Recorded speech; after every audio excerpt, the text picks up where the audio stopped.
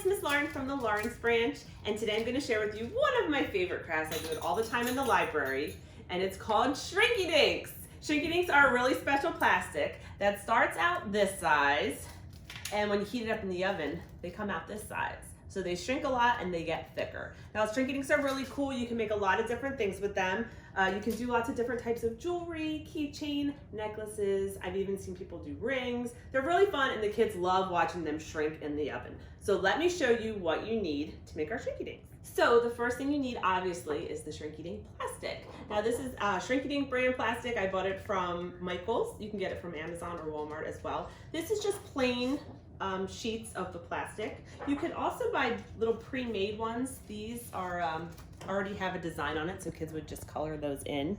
Now if you have the plain sheets, your kid can create their own design on it, or I like to print out coloring pages of different things so the kids can just put the plastic over top and then trace it and make their design that way. Now if you don't have the Shrinky Dink paper or plastic, what you can use is actually something in your recycle bin maybe. It's a number 6 plastic, so check your recycle bin and see if you have any. It's usually used in takeout containers. It's a very clear plastic. Sometimes they're those clamshell containers. That is the exact same type of plastic as this. It's called polystyrene. So you can actually draw on that, cut it out, and put it in your oven just like you do your Shrinky Dink plastic. So another thing you need is the oven. I like using my toaster oven. Put it to 325 degrees and just have a little tray, which I cover in aluminum foil. You also need permanent markers to create your designs. Now, if you want to make it into jewelry, you do need to have a hole puncher. You're going to want to punch your hole in the plastic before you put it in the oven, because once it comes out like this, you can't punch a hole in it because it's way too thick. If you are going to make it into jewelry, you can use any type of thing like a little keychain, get a necklace, you can get rings to put on it, anything like that.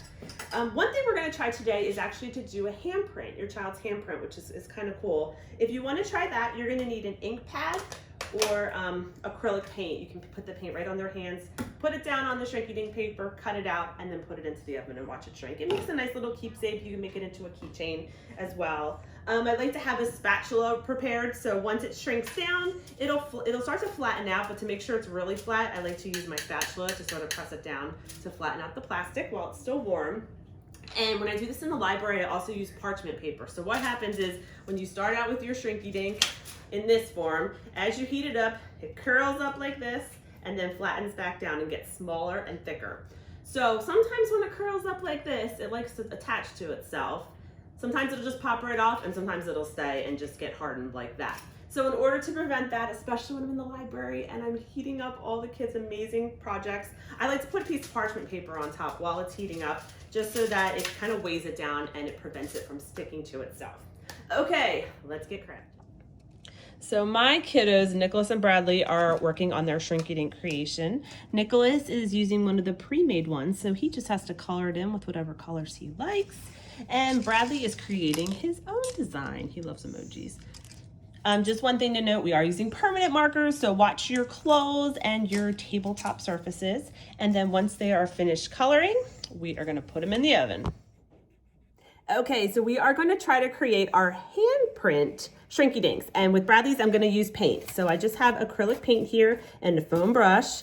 So what I'm gonna do is paint your hand. And we are going to have him press it down directly on to the Shrinky Dink plastic. Go ahead and lift it up whenever you're ready. Cool. There it is. You can see his hand. I'm going to put his name on it as well. Now we're going to do Nicholas's hand.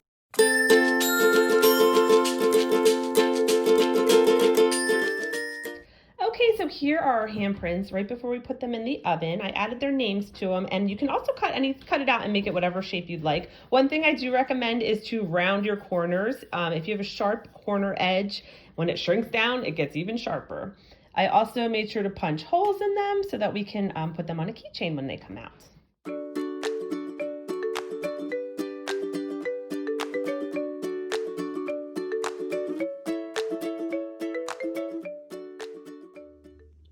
Shrinky Dinks are made from a plastic called polystyrene.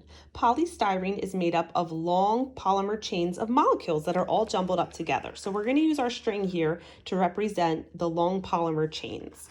So in its original state, all the chains are all jumbled up together, tightly packed. Now, in order to get it into thin sheets, like we see here in our Shrinky Dink plastic, what you have to do is heat it up. So when you heat up the plastic, the polymer chains start to loosen up and spread out. This makes the plastic flow. And at this point, you can mold this and shape it into whatever shape you want. So if you want the long plastic sheets, then you can roll it out and flatten it. Or if you want the takeout containers like you see, the clamshell containers, then you can mold it like that. So they're stretched and molded and then cooled really quickly. And it will stay in this state until something causes it to change. Now in our case, we're using heat to cause it to change. So when we start out like this with our thin sheet of plastic, once we heat this up, the polymer chains go back to their original shape and we end up like this. So something that's more compact, it's shrunk down and it's gotten thicker. And that is the science behind Shrinky Dinks. Okay, so here's our finished products. You can see our handprints came out super cute. Nicholas, this is the second attempt because the first one stuck to itself. So that's what it looks like when it gets stuck to itself. For the handprints that were used with paint, I would probably spray them with some type of sealant or use a little Mod Podge on top just to seal the paint in, make sure it doesn't chip off. But for the ones with permanent marker, those came out perfect and they are ready to use. If you punched a hole in it, you can add a ring in to make it into jewelry. Here's another handprint that we did before. You can actually just trace your child's hand and then just color it in with marker. But here's our little collection of Shrinky Dinks. As you can see, we love doing the little tiny Shrinky Dinks. They look so cute when they come out. And there is a cute little Pikachu necklace. And there we go. Thanks for joining us today. Bye.